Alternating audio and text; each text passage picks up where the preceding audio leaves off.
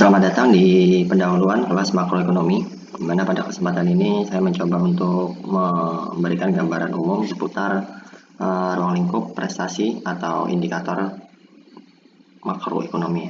Jadi analisis-analisis apa saja yang menjadi sorotan penting dalam pembahasan-pembahasan dalam analisis makroekonomi.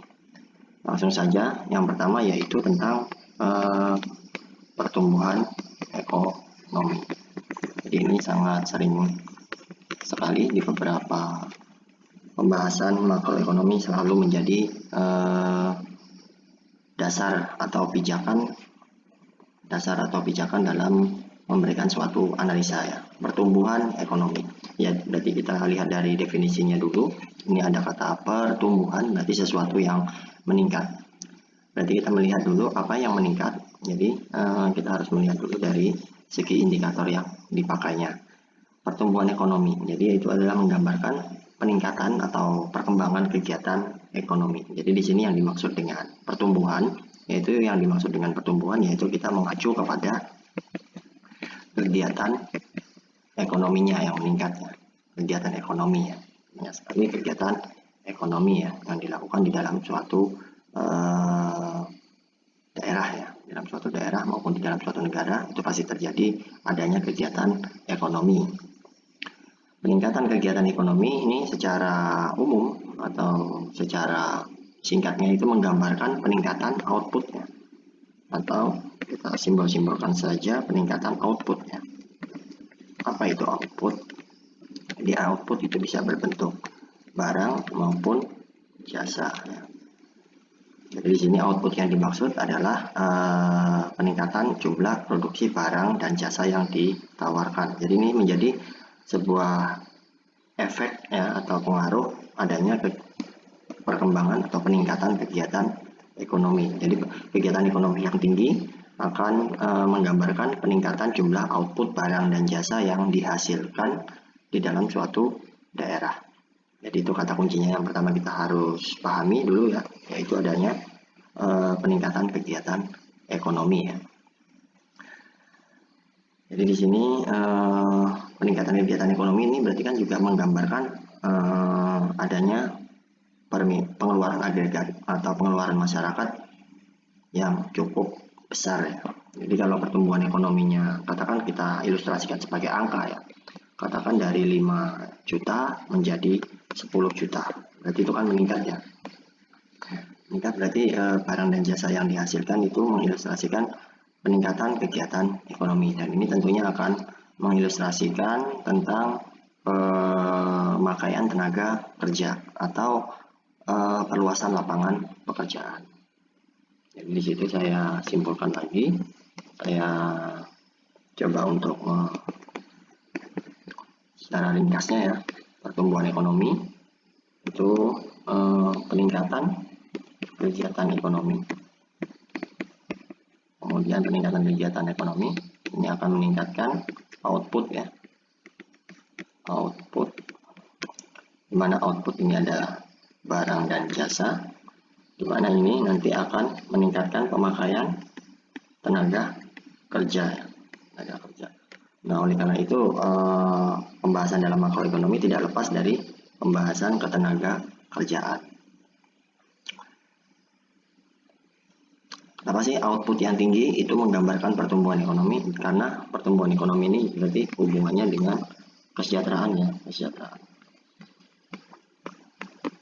Jadi pertumbuhan ekonomi ini juga akan mengilustrasikan kesejahteraan. Semakin tinggi kegiatan ekonomi dalam suatu daerah, maka itu mengilustrasikan output barang dan jasa yang diproduksi itu semakin besar.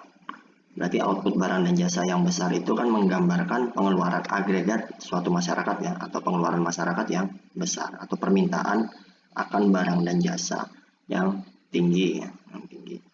Berarti itu semakin banyak barang dan jasa yang dikonsumsi, itu juga mengilustrasikan sebuah kemakmuran ya, kemakmuran atau utilitas atau manfaat, sehingga itu bisa mengilustrasikan kesejahteraan masyarakat. Jadi makanya dari beberapa literasi pertumbuhan ekonomi menjadi sorotan penting dalam pembahasan makroekonomi. Yang kedua yaitu seperti yang diutarakan tadi, yaitu adalah tenaga kerja ya. Semakin banyak pertumbuhan ekonomi, maka ketenaga kerjaan yang dipakai juga akan semakin tinggi. Juga menggambarkan sektor-sektor lapangan pekerjaan yang semakin tinggi. Secara ringkasnya, peningkatan pertumbuhan ekonomi atau yang diilustrasikan tadi dalam pembahasannya adalah peningkatan kegiatan ekonomi, itu akan mengurangi tingkat pengangguran ya, mengurangi pengangguran. Ini menjadi suatu tujuan mengapa pertumbuhan ekonomi itu digalakkan, harus meningkat ya, dari beberapa kebijakan-kebijakan itu. Pertumbuhan ekonomi menjadi sorotan penting karena itu juga hubungannya dengan sektor lapangan pekerjaannya yang dipakai. Semakin meningkat pertumbuhan ekonomi itu mengilustrasikan pemakaian tenaga kerja yang semakin tinggi yang hubungannya dengan pengurangan tingkat pengangguran. Yang ketiga tentang fluktuasi bisnis. Fluktuasi bisnis. Jadi pertumbuhan ekonomi itu bisa fluktuasi bisnis itu berhubungan dengan naik turunnya ya, atau tinggi rendahnya kegiatan perusahaan secara jangka panjang. Fluktuasi bisnis. Ini kalau digambarkan itu bisa naik, bisa turun, bisa naik, bisa turun seperti itu. Fluktuasi bisnis adalah naik turunnya ya, atau tinggi rendahnya kegiatan perusahaan secara jangka panjang, dan ini tentunya akan berhubungannya dengan pengeluaran agregat tadi ya, seperti yang saya sampaikan tadi, bahwasanya pengeluaran agregat atau pengeluaran masyarakat itu menjadi komponen penting dalam analisa makroekonomi. Nanti akan kita bahas lebih lanjut tentang pengeluaran agregat ya. Apa saja komponen-komponen daripada pengeluaran agregat. Jadi pengeluaran agregat itu bisa mempengaruhi fluktuasi bisnis, atau fluktuasi bisnis apa tadi? Kegiatan, kata kuncinya adalah kegiatan, katakan kegiatan perusahaan lah, supaya secara gampangnya ya, kegiatan perusahaan secara jangka panjang. Jadi hubungannya dengan pengeluaran agregat. Ketika pengeluaran agregat mengalami pesimistis atau mengurangi, seperti dalam contoh dalam kasus mengalami pandemik corona dan lain seperti ini, maka pengeluaran agregat atau pengeluaran masyarakat akan menjadi turun, sehingga itu juga akan mempengaruhi fluktuasi bisnis dan banyak sektor swasta yang menjadi terdampak. Tenaga kerjaan, fluktuasi bisnis, pertumbuhan ekonomi, kemudian masalah dalam prestasi indikator makroekonomi selanjutnya yaitu mengacu pada inflasi. Ini sesuatu yang lazim kita dengar bersama ya. Inflasi adalah kenaikan harga umum ya. Kenaikan harga secara umum ya, barang dan jasa pada suatu waktu tertentu di suatu daerah. Peningkatan harga. Apa saja yang menyebabkan peningkatan harga, apa saja dampaknya dalam perekonomian, itu nanti akan kita bahas lebih dalam pembahasan analisa makroekonomi dan kebijakannya ya. Kenapa harga itu bisa naik ya, sebab-sebabnya apa sih ya, apa sih definisinya dulu, kenapa itu bisa terjadi dan lain sebagainya. Jadi ini merupakan sorotan indikator makroekonomi yang penting yang dapat mempengaruhi kegiatan ekonomi tadi ya, hubungannya dengan kegiatan ekonomi. Mengapa inflasi itu bisa mempengaruhi kegiatan ekonomi dan lain sebagainya. Kemudian setelah inflasi kita juga akan membahas tentang neraca pembayaran. Neraca pembayaran. Ini neraca pembayaran itu mengilustrasikan tentang keseimbangan aliran masuk dan aliran keluar ya. Aliran masuk dan aliran keluar, maksudnya ke dalam negeri maupun ke luar negeri. Jadi menunjukkan perimbangan hubungannya sama ekspor dan impor ya. Hubungannya sama ekspor dan impor. Ekspor dan impor. Ketika ekspor lebih besar daripada impor, maka itu bisa menyebabkan hubungannya lagi dengan suatu keadaan yang surplus atau defisit. Pembahasannya sekitar ini ya nanti. Ekspor dan impor, perimbangan antara ekspor dan impor. Kalau impor berarti kan itu menunjukkan adanya pembayaran ke luar negeri ya, impor, karena kita membayar barang dan jasa yang masuk ke negara kita.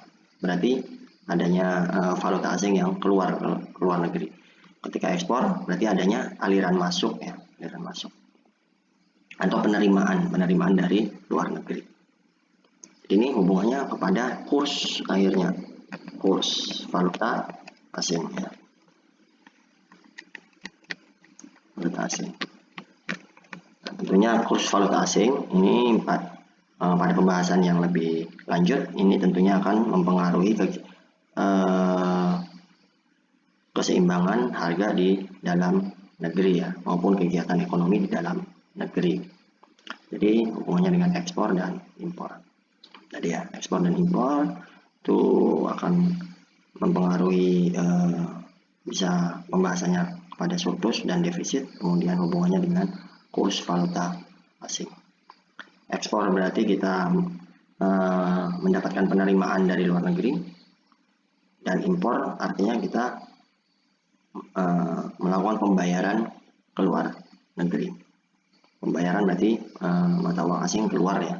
Ekspor berarti kita mendapatkan penerimaan valuta asing, berarti valuta asing masuk ya. Jadi selisihnya ini juga akan kita bahas, selisih ekspor dan impor. Selisihnya bisa positif dan bisa negatif.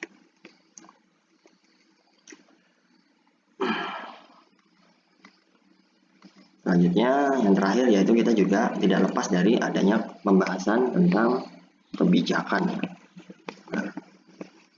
Kenapa kebijakan menjadi sesuatu yang penting dalam pembahasan makroekonomi?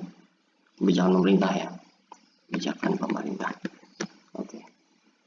Jadi yang diutarakan tadi baik pertumbuhan ekonomi, kemudian fluktuasi bisnis, tenaga kerja, pengangguran, inflasi, neraca pembayaran itu tentunya juga akan menjadi sorotan permasalahan di dalam makroekonomi, sehingga itu memerlukan kajian tentang kebijakan pemerintah. Nanti akan membahas tentang kebijakan fiskal dan kebijakan moneter, dan bagaimana ini akan mempengaruhi keseimbangan harga ya, melalui keseimbangan agregat demand dan agregat supply. Bagaimana ini akan menggeser keseimbangan melalui pendekatan analisa agregat demand dan analisa agregat supply model. Oke, itu gambaran secara umum dalam pembahasan ruang lingkup indikator makroekonomi. Selanjutnya kita tunggu pada pembahasan rekaman-rekaman selanjutnya. See you, thank you. Semoga pertemuan ini menjadi bermanfaat.